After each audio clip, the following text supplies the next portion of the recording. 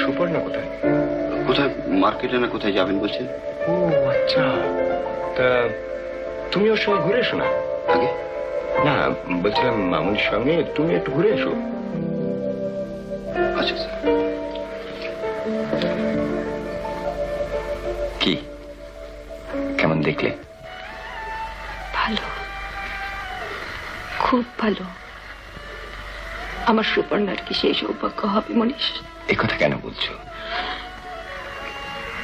আসবো, তোমার পার্টিতে নিশ্চয়ই আসবো।